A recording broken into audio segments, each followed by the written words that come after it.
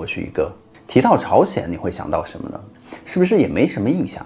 这就对了呀，因为朝鲜呢是现在全世界少有的对外几乎不开放的国家之一。虽然建国之后呢是社会主义性质但至今呢仍然保持着高度军事的预备状态。根据目前能够查阅到的数据显示呢，朝鲜人民军的数量已经达到了110万人左右，而朝鲜的武装力量呢总计有800万人左右了。根据韩联社的报道呢，朝鲜2021年统计的人口就仅有2590万。那么这么少的人口是如何养活100万军人的呢？在2024年1月中旬呢，美国的全球火力便发布了今年的全球军力排行榜。朝鲜的军力指数呢是0.5313，全球排名的第36位。在1995年呢，朝鲜时任领导人金正日就提出了先军政治的一个概念。他说，没有糖果呢，我们可以活下去；没有子弹就不能够生存。对于朝鲜人来说呢，加入人民军是一项至高无上的荣耀，是一种强烈的且鲜明的一种行动。根据媒体2015年的报道称呢，就是朝鲜元山市的一户人家有20多人呢都在军队服役，还有一家呢更是把45个子女全部都送到了军队里面。因为朝鲜对军人是有特殊优待的嘛，但是客观的来讲呢，这些士兵的待遇你真的想要吗？今天呢，我们就来讲朝鲜背后的是个可怕的秘密。第10名呢是那里的生活条件。那朝鲜的国土虽然不辽阔呢，却面临着为现役100万军人提供优渥住所的一个巨大挑战。在将土地切割为了各项社会经济活动所需的空间之后呢，余下的土地稀缺资源呢，就迫使士兵们就不得不在有限的空间内绘制他们的军旅生活了。想象一下，这些遍布全国简陋的小型的混凝土的一个营房当中呢，每一间狭小的房间又挤满了超过20名以上的士兵。那每个人呢，仅拥有一个小小的袖珍的抽屉呢，来倾诉自己的私人情怀以及储存一些珍贵的物品嘛。尽管他们的条件呢是严酷和破旧不堪的，但这就是他们军中的日常。所以这个狭小的空间中还存在通风的问题，这里的空气流通呢就不是很顺畅嘛。尤其是夏日训练之后呢，汗味会在这个营房之中来回的回荡。置身在这样的环境中呢，并非易事，更别提要面对细菌、病毒的滋生，以及急性的呼吸道感染，以及各种综合症或者是疫情的威胁之下。数量众多的英勇无辜的士兵呢，或许未能够报效祖国，便已经离去了。这就是对朝鲜境内军人的一种无奈的陈述了。那在城市中呢，丹尼斯曾经讲过平壤之行他说他看到了一个极其罕见的琳琅满目的商场里面朝鲜人熙熙攘攘的，但是他很快就发现呢，他们没有人买东西。更让他吃惊的发现就是这些人从商场这个门出去之后呢，又排着队从另一个门绕了一圈又进来了。这个画面就让他非常的震撼听到这里呢，就问你怕不怕呢？第9名是严格的通讯管制。那在朝鲜呢，普通的公民若想与国外的亲友通话的话呢，必须先向国际通讯社提出申请。那这个过程是复杂繁多的嘛，需要填写大量的表格，还详细的说明通话的原因以及对象和预计的内容。申请提交之后呢，还需要经过严格的审核，只有获得批准之后呢，才能够进行通话。通话的过程中呢，每一句话都会被监听，以确保不会泄露任何敏感的信息。书信往来同样也受到严格的管控那朝鲜公民若想跟国外的亲友写信的话呢，内容必须经过专门的部门审核。那审核人员呢，会仔细的查阅每一句话，如果发现任何被认为敏感或不适当的内容呢，信件就会被扣留，甚至呢可能给写信的人带来麻烦。而且呢，违反这些通信规定的后果呢，可能会异常的严重。在2007年的一名男子因为违规打国际长途电话竟然被处以极刑。那这个案件呢，不仅显示了朝鲜政府通信管制的严重程度呢，也给普通的公民敲响了警钟，让人们更加谨慎地对待任何形式的国际通信。而这就是因为朝鲜实在是太讨厌那些资本主义了嘛，甚至将怒气就转移到了资本主义相关的任何事情上。那看到这里就问你怕不怕呢？第8名是思想教化了。如果你出生在朝鲜呢，那么你终其一生都会接受一种统一的声音洗脑。这并不是危言耸听而是切切实实发生的事情。不然你以为军事家族是如何在没有武装革命的情况下建立起地球上最大军队之一的呢？从孩子们学语言开始就已经接触了新鲜事物，到有主观意识的时候开始呢，执政党和军国主义的意识形态就会从各个方面渗入人们的生活和脑海里了。比方说幼儿园里面到处都装饰着士兵模样的卡通动画，他们呢在与敌人作战的时候呢，来摧毁敌人的那种宣传漫画，还有一些会展示那个从小到大军人的制服等等。那在这些广泛流传的这个儿歌里面呢，甚至还有这样一句儿歌呀，就是300万童子军呢将成为枪支和炸药，我们将成为将军的武器和炸药呢，为伟大的首领和国家牺牲自己。看到这里就问你怕不怕呢？那第7名呢，他们的生活没有选择。如果说普通的朝鲜公民呢，在17岁之前还有多少自由的话呢，那到了17岁呢，一切就已经没得选了。因为按照法律规定呢，所有的公民在到达一定的年龄之后呢，都必须服兵役，没有例外。那这就意味着普通的公民根本就掌握不了自己的生活方向呀，也选择不了自己的未来。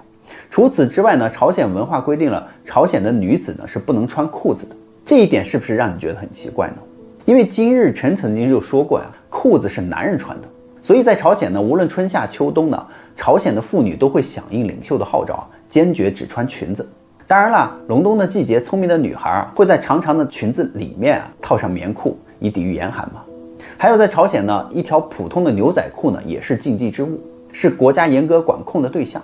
因为牛仔裤是源自美国嘛，最初呢是19世纪淘金热时期的矿工们的工作服嘛。那在朝鲜的这个视角当中呢，这种服装就代表了西方文化，是资本主义堕落风气的一种产物。与此同时呢，为了统一这个国家，所以朝鲜对于民众的穿着设定了非常详细的规则。普通的民众日常的服饰呢，只能穿所谓的军裤、党裤、学裤，而女性呢，最好是穿长于膝盖的裙子。那朝鲜政府就认为这样的穿着呢较为端庄，是正经生活的表现。还有一些老有所谓的退休阿嬷呢，会在那个马路上以革命的眼神监督每一个过往的人，看他们是否上面佩戴了主席像章啊，还有他们会看每一个女人的下半身会不会穿裙子。就问你怕不怕呢？那第6名呢，硬性的发型要求。朝鲜的发型选择呢被限制在一个狭窄的范围内，女性呢只能从18种指定的发型中选择，而男性呢选择更是被限制在了10种之内。这些被允许的发型呢，都有着共同的特点呢，就是简短、传统和节制。对于男性来说呢，头发长度不得超过5厘米，这一规定确保了男性的发型统一性和简洁性嘛。那女性呢，则被引导选择柔和的波浪或者是朴素的深色的条发型，避免过于张扬或者是个性化的造型。那这种严格的发型管控背后呢，就蕴含着深层次的政治以及社会的意义。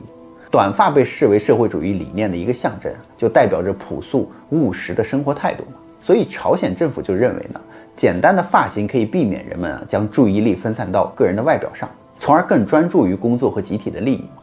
那在朝鲜呢，个性化和时尚呢被视为资本主义的堕落的表现，因此呢受到了严格的控制。这种态度不仅仅体现在发型上，也延伸到了服装和其他生活方面。通过统一的外表呢，朝鲜试图塑造一个团结一致的社会形象。然而朝鲜的美发文化呢，还存在一个独特之处，那就是他们的发型服务居然是免费的，公民们根本就不需要为理发而付费，而是使用单位分发的这个理发券呢来获得服务的。第5名呢是特异功能训练。在朝鲜的士兵们除了忍受上面提到的十分艰苦的生活之外呢，还得日复一日的进行没有价值的2流训练。